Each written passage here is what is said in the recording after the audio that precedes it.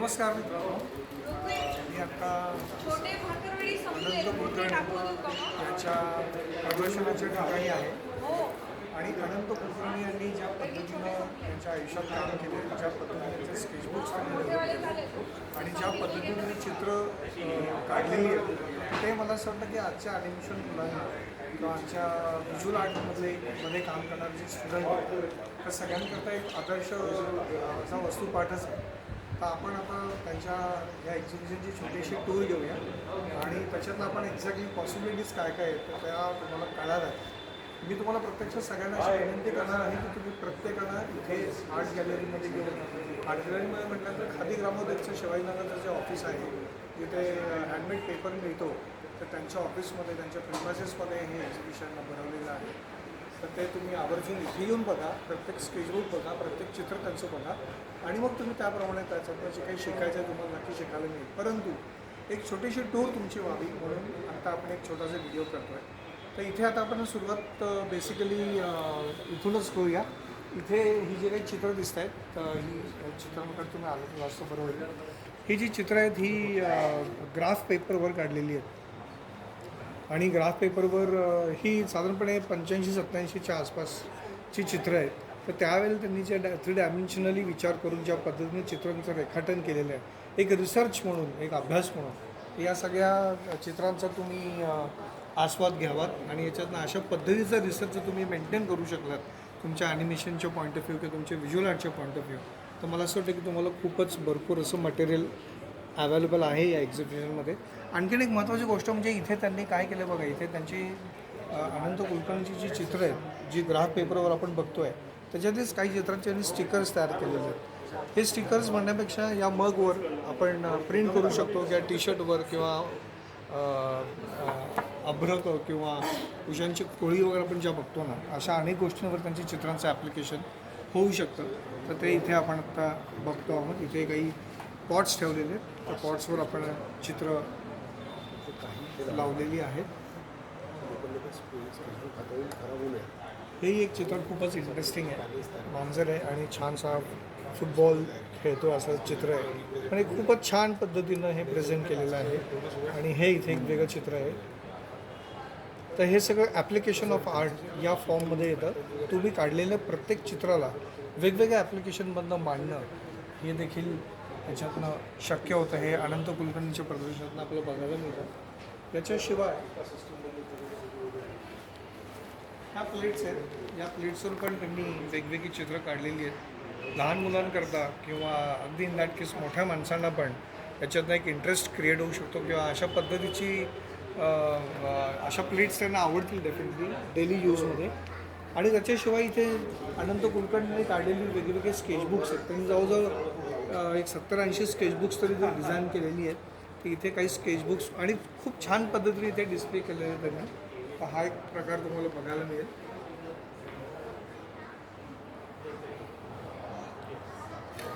हे बघा, हे दत्ताचं चित्र आहे ग्राफ पेपरवर काढलेलं, अत्यंत क्रिएटिव्ह.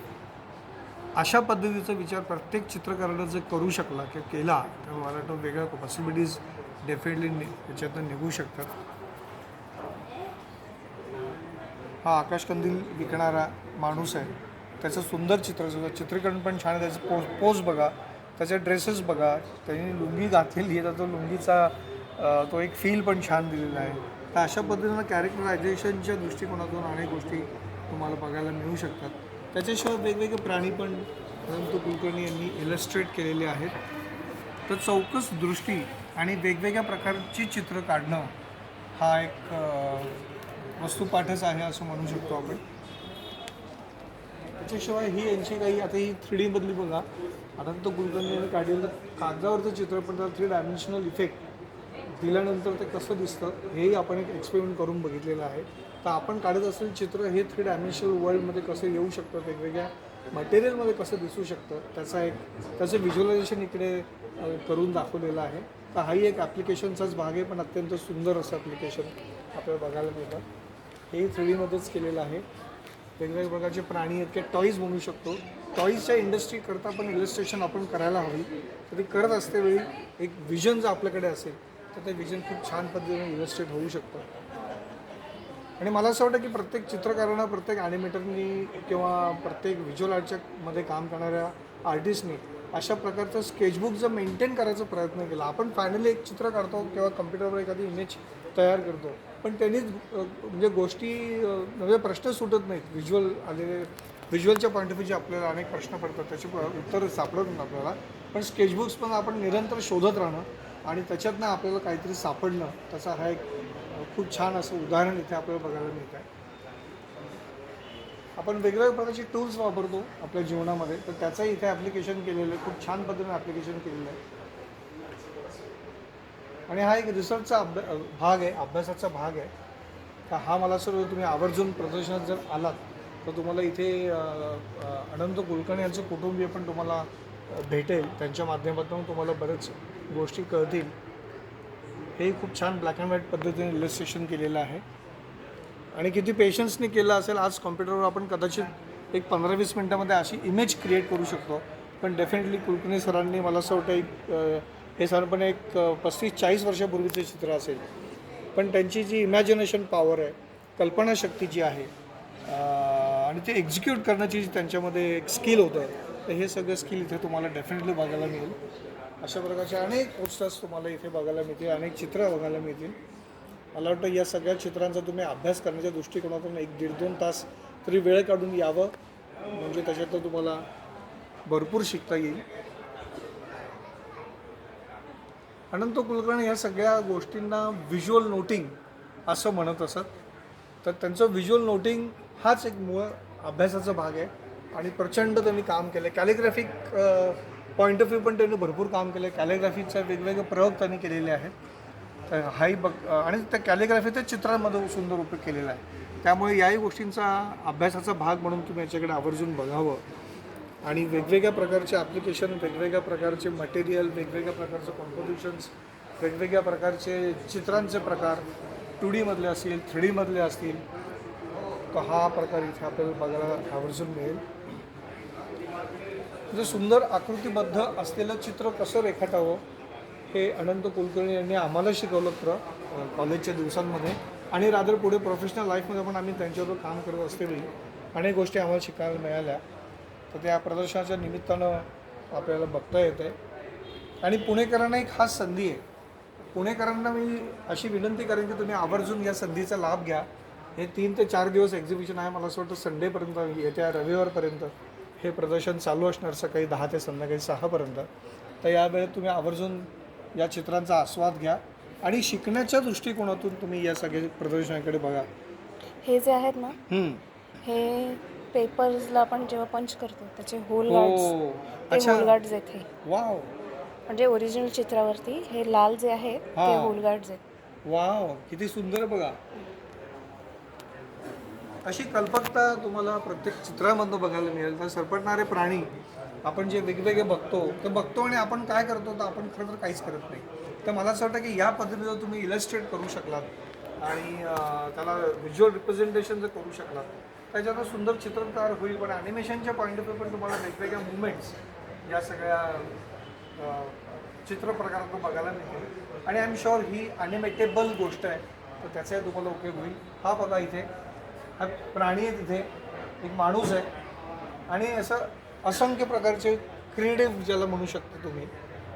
हे डेफिनेटली रिअलिस्टिक बेस्ड ड्रॉइंग नाही म्हणू शकणार, परंतु याला ग्राफ एडिटर वापरून जे आपण चित्र काढू ते व्हिज्युअलायझेशन केल्यानंतर त्याचे काही चित्र निघेल, तो मला वाटतं आवर्जून उल्लेख केला पाहिजे. असं व्हिज्युअल प्रेझेंटेशन आहे. जिराफ, घोडा, असे वेगवेगळे प्राणी यांना अनंत कुलकर्णी दाखवलेले आहेत. हे बघा, हे मोठ्या कंदीलवाला जी मगाशी छोटा आपण स्केच बघितलं त्याच्यावर फायनल अप्रूव्ह केलं.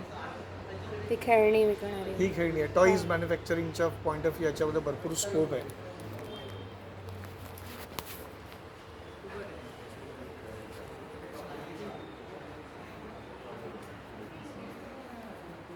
आता पण तिकडचं पुस्तकांकडे जाऊया.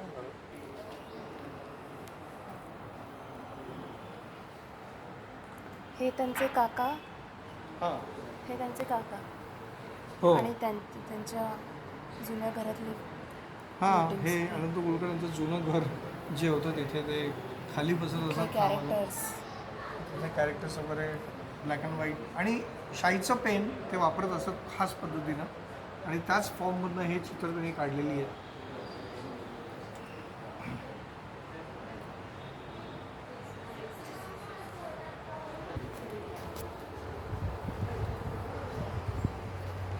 बघा ही पुस्तकं त्यांची आहेत. कंपायलेशन आहे त्यांचं. हां, हे बुक फॉर्ममध्ये एक्झिबिट केलेलं आहे, परंतु खूपच छान पद्धतीनं इथे इलस्ट्रेट केलेलं आहे त्यांनी आणि हे त्यांचे ओरिजिनल चित्र आहेत.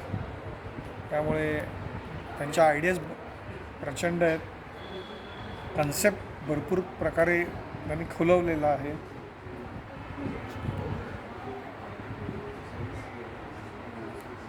आणि मला असं वाटतं की ह्या पद्धतीचं स्केचबुक प्रत्येक आर्टिस्टने आपल्याकडे ठेवलं, कारण हल्ली काय होतं की कम्प्युटरच्या जमान्यामध्ये किंवा एआयच्या जमान्यामध्ये हल्ली मुलं विचार करतात फक्त, पण ते व्हिज्युअल प्रेझेंटेशन करणं हाही एक भाग आहे. मगाशी मी विठ्ठलाचं एक चित्र बघितलेलं. हां, हा बघा, हा विठ्ठल, हे विठ्ठलाचं चित्र आहे. किती सुंदर पद्धतीने इलस्ट्रेट त्यांनी केलेलं आहे. अर्थात हा विठ्ठल आहे, पटकन शोधायला जरा वेळ लागेल तुम्हाला कदाचित, परंतु हे कुलकर्णी यांचं व्हिज्युअलायझेशन त्यांनी प्रेझेंट केलेलं आहे आणि इतक्या सुंदर पद्धतीने ते प्रेझेंट केलेलं आहे. तर अशा असंख्य चित्र रात्री या चित्रातनं एक प्रकारचा संस्कार तुम्ही इकडनं घेऊन नक्की जाल अशी मला खात्री वाटते. म्हणून मला असं वाटतं की तुम्हाला आवर्जून अशी विनंती करीन की तुम्ही सगळ्यांनी हे प्रदर्शन आवर्जून बघा आणि तुमच्या मित्रपरिवारामध्ये पण ही न्यूज घेऊन जा आणि लोकांना याचा कसा छान उपयोग होईल, चित्रकारांना कसा उपयोग होईल, किंवा इलस्ट्रेटर्स असतील, ग्राफिक डिझायनर असतील, UX UI डिझायनर असतील, ॲनिमेटर्स असतील, व्हिज्युअल इफेक्ट आर्टिस्ट असतील, गेमिंगमधले काम करणारे लोक असतील, किंवा इन दॅट केस AIमध्ये काम करणारे जे लोक असतील, तर मला असं वाटतं की जे काही खाद्य हवं असतं चित्रकाराला किंवा जे मटेरियल हवं असतं ते मटेरियल येतं कुठून, तर हे माणसाच्या सुपीक अशा मेंदूतनंच येत असतं आणि त्या प्रकारे या सगळ्या इथे हा खजिना आहे. तर या खजिन्याचा तुम्ही आवर्जून लाभ घ्यावात आणि हे प्रदर्शन तुम्ही बघावं ही तुम्हाला नम्र विनंती. धन्यवाद.